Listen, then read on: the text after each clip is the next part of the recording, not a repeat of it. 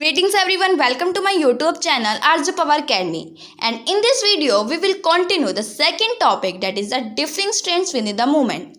And in this video we will continue the topic rebellion in the countryside and then the suffrage in the plantation. So let's start without wasting the time.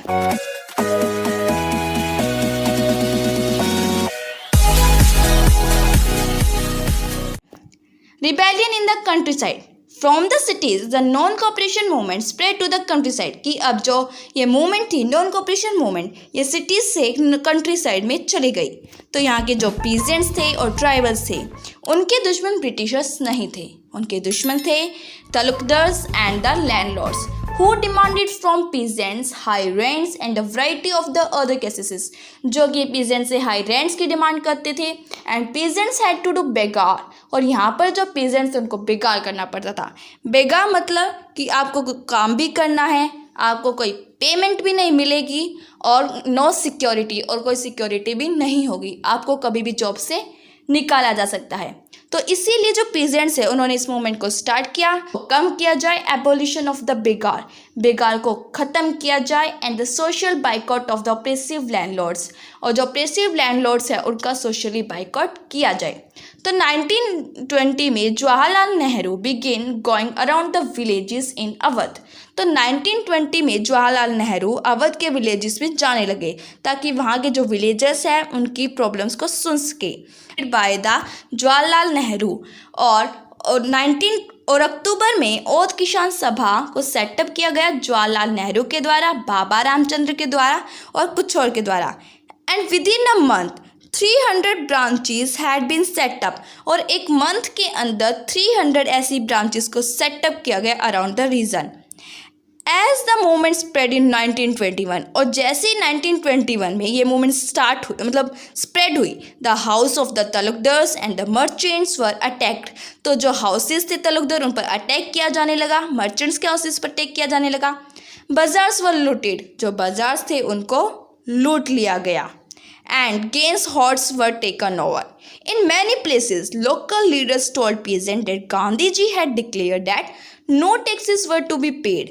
कि बहुत से ऐसे area भी थे जहाँ पर जो local leaders हैं उनको ये बताया गया कि गांधी जी ने डिक्लेयर किया कि कोई भी टैक्स नहीं देना है, और ये बताया गया कि जो लैंड है उसको दोबारा से रिडिस्ट्रीब्यूट किया जाएगा। तो इससे क्या है, जो ये मूवमेंट थी ये वायलेंट में चेंज हो गई।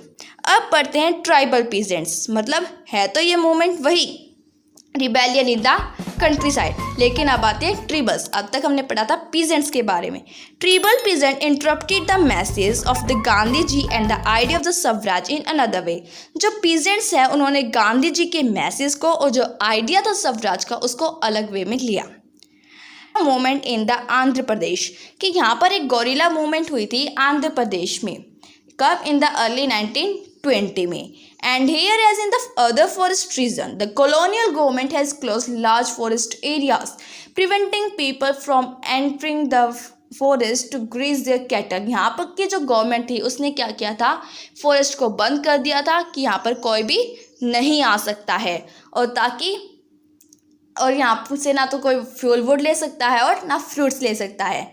और जिससे जो ट्राइबल्स है उनके सिर्फ लिवलीहुड का अफेक्ट नहीं हुआ था, बल्कि उनके ट्रेडिशनल राइट को भी अफेक्ट हुआ था। मतलब उन्हें ये लगा कि उनके राइट्स को ही छीना जा रहा है। When the government began forcing them to contribute बेगार for the road building, जब गवर्नमेंट उनको फोर्स करने लगी रोड बिल्डिंग के लिए, बेगार के लिए, मतलब आपको काम भी करना है एंड पेमेंट नहीं होगी और कभी भी निकाला जा सकता है। तो क्या हुआ, इन्हीं ट्रिबल्स के बीच में से एक मैन थे अलूरी सीताराम राजू। उन्होंने कहा भाई कि मेरे पास बहुत पावर है, और लोगों ने मान भी लिया कि हाँ भाई होगी। इसीलिए जो लोग हैं वो जो कहता था वही कर लेते थे।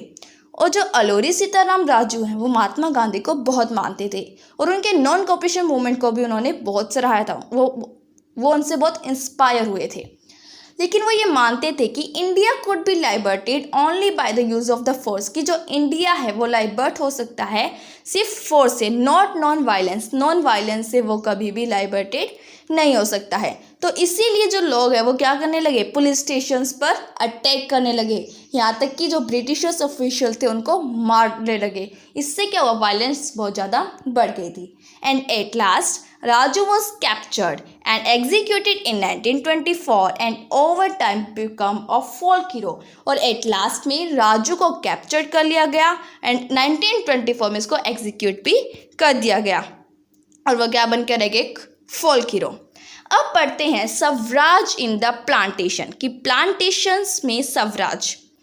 इन Assam freedom mean to move freely, ये आसाम की बात कर रहे हैं कि आसाम में फ्रीडम का मतलब ही था कि फ्रीली घूमो। यहाँ पर 1859 में एक इनलैंड इमाइग्रेशन एक्ट पास हुआ था जिसमें plantations worker were not permitted to leave the tea garden without permission and in fact they were rarely given such permissions. यहाँ पर इनलैंड इमाइग्रेशन एक्ट 1859 में पास हुआ था जिसमें जो प्लांटेशंस वर्कर है उनको परमिटेड नहीं था कि वो टी गार्डन को छोड़कर कहीं भी जाए और यहाँ तक कि उन्हें परमिशंस भी बहुत कम दी जाती थी। When they heard of the non-cooperation movement, thousands of the workers defied the authorities, left the plantation and headed home। जब उन्होंने नॉन कॉपरेशन मूवमेंट के बारे में सोचा कि उन्हें लगा कि अब उनके गांव में उन्हें ज़मीन मिल जाएगी, इसीलिए जो लोग हैं वो अपने घर की तरफ भागने लगे, लेकिन पुलिस ने उनको पकड़ लिया और उन्हें खूब पीटा।